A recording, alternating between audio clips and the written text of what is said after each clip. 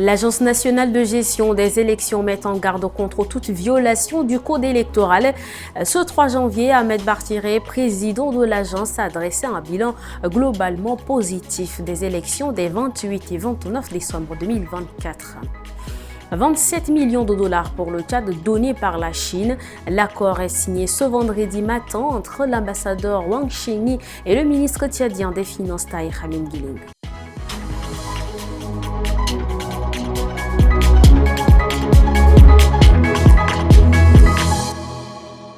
Merci de vous informer sur Tchad Info TV. Bonsoir et bienvenue.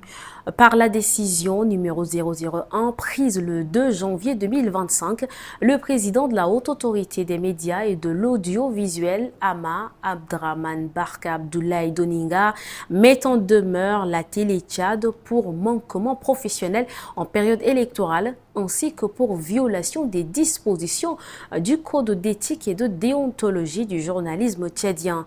En effet, la télévision nationale a diffusé un élément de campagne le 28 décembre 2024, alors que la campagne électorale pour les élections législatives, provinciales et communales a pris fin le 27 décembre.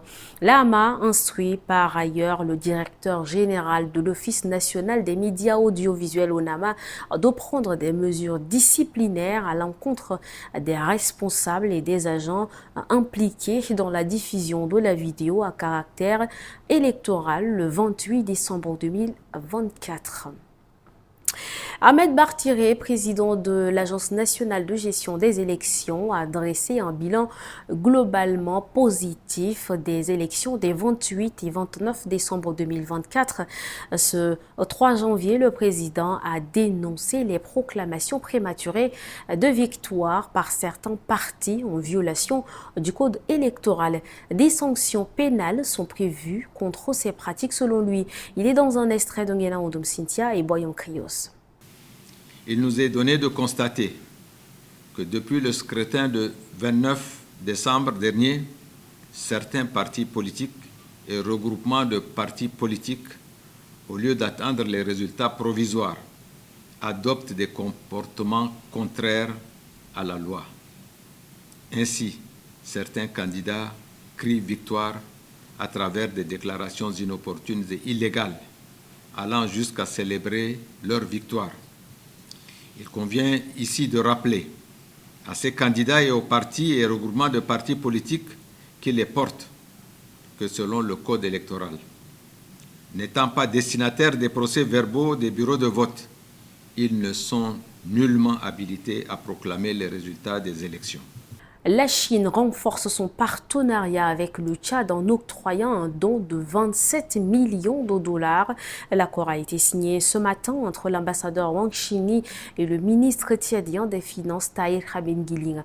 Ce financement vise à soutenir les programmes du maréchal Mohamed Idriss Déby Itno et s'ajoute à une aide précédente de 2 millions de dollars destinée à la lutte contre les inondations. Regardez. La Chine, acteur clé dans la coopération économique avec le Tchad, poursuit son appui au gouvernement tchadien. Ce matin, dans les locaux du ministère des Finances, de l'économie et du plan, un accord de financement d'un montant d'environ 27 millions de dollars a été signé entre l'ambassadeur de Chine, Wang Xingyi, et le ministre d'État chargé des Finances, Tahir Amin Guileng. C'est un don, pas un prêt, qui va servir à la réalisation d'une partie du programme politique du chef de l'État, programme pour lequel le chef de l'État a été élu. C'est la première démarche.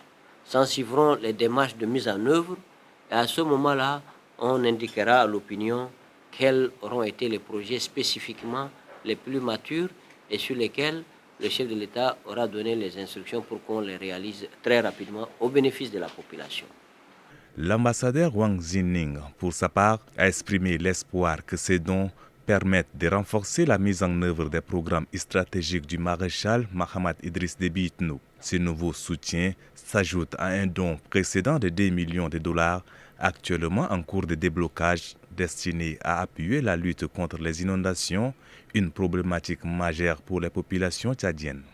Et pendant que la Chine a posé sa ceinture avec le Tchad, sa représentation diplomatique a remis un important lot d'équipements et de moyens roulants au ministère de l'eau et de l'énergie. Cette donation, effectuée dans le cadre du projet d'aide à l'approvisionnement en eau au Tchad, vise à renforcer le suivi des travaux du dit projet entièrement financé par l'État chinois. Un reportage signé Baila Emmanuel à Bakar Lambert. Le don est composé de 3 véhicules tout-terrain de marque Hilux 4x4, 10 motos Honda, 4 ordinateurs portables, 4 imprimantes, des photocopieuses ainsi que divers équipements bureautiques et informatiques. Ces matériels visent à renforcer les capacités du ministère dans son rôle de suivi optimal des travaux du projet jusqu'à sa finalisation. L'eau est la source de la vie et la base du développement.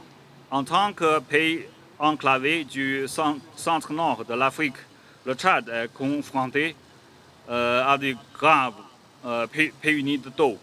Nous sommes conscients de ce défi et le ressentons nous-mêmes. Les matériaux donnés au Tchad témoignent de notre profonde amitié envers le peuple tchadien. De son côté, le ministère de l'eau et de l'énergie a assuré de la bonne gestion de ces matériels. Il a rappelé que ce projet, à son achèvement, devrait apporter des solutions concrètes aux problèmes d'approvisionnement en eau au Tchad.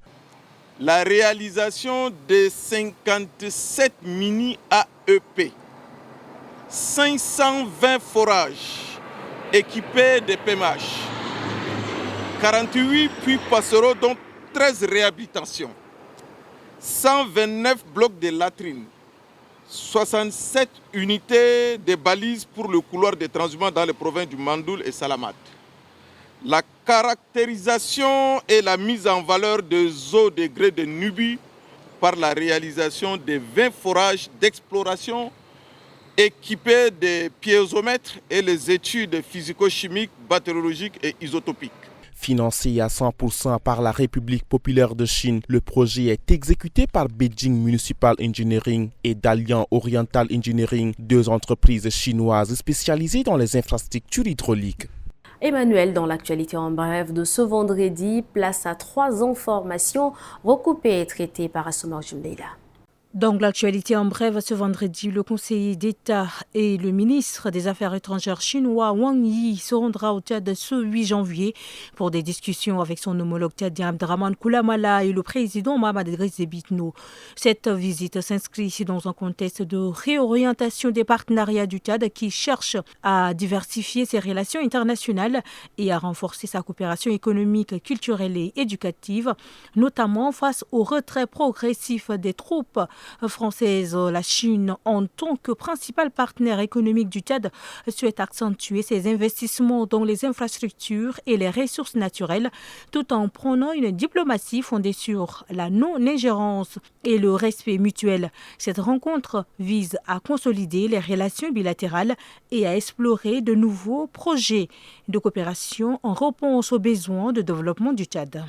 Ce 3 janvier, le docteur Albissati Saleh Al-Azam a été installé en tant que nouveau délégué provincial de la santé publique du Salamat, remplaçant le docteur Adou Mahama Tidjani, conformément au décret numéro 1873. La cérémonie présidée par le gouverneur Abdoulaye Ibrahim Siam s'est tenue en présence des responsables de la province.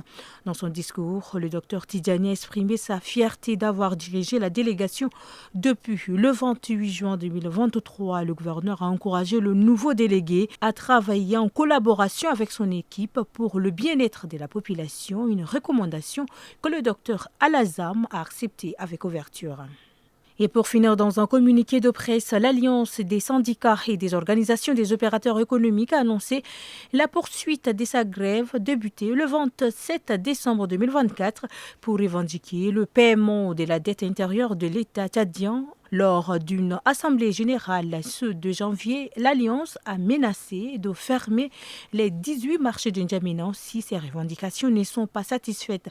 Bien qu'affirmant leur détermination à défendre leurs droits par tous les moyens, les opérateurs économiques se disent ouverts au dialogue et invitent le président de la République à s'impliquer personnellement pour résoudre cette crise des montants estimés à 1412 milliards de francs CFA en janvier 2020. Dans nos provinces, le personnel de la mairie de Moundou a organisé ce vendredi son assemblée générale extraordinaire élective. La cérémonie de l'ouverture des travaux est présidée par l'inspecteur général du travail du Logone occidental ainsi que les membres de l'Union des syndicats des travailleurs du Tchad-UST, section du Logone occidental. Le personnel de la mairie tente de restructurer les postes vacants et élire le délégué afin de défendre les intérêts des employés de la mairie de Moundou. 29 candidats ont concouru pour les postes de délégué principal et adjoint. À l'issue du vote à bulletin secret, Tarpandé Goredim a été élu délégué principal avec 30 voix, suivi de Lombay Jacob, 26 voix. Lors de l'ouverture des travaux, l'UST a rappelé que les délégués doivent défendre les intérêts des employés tout en respectant les textes syndicaux en vigueur. Le délégué puise sa force de sa base et puis des textes légaux. Quand vous allez faire quelque chose, référez-vous aux lois et textes existantes. Si vous foncez dedans parce que vous avez le titre de délégué, demain l'employeur va écrire pour demander aux inspecteurs une autorisation pour vous licencier. Cette assemblée intervient dans un contexte tendu, marqué par le licenciement récent de 82 employés et des réductions salariales. La nouvelle équipe syndicale, la première depuis 2012, est attendue pour améliorer la défense des droits des travailleurs. Et pour terminer, la Fédération tchadienne de football, l'association, la FTFA, la commission électorale, le secrétariat par intérim de la Fédération viennent d'annoncer le chronogramme de la tenue des élections du conseil de la FTFA. Selon le président de la commission électorale, Maître Besmewena Patrick, l'appel à candidature est ouvert à partir de ce samedi 4 janvier 2025 et l'Assemblée générale se tiendra le 22 février 2025. Je vous propose un extrait. Appel à candidature prévu pour la date du 4 janvier 2025. Les observations, nous avons le secrétariat général par intérim et la commission électorale.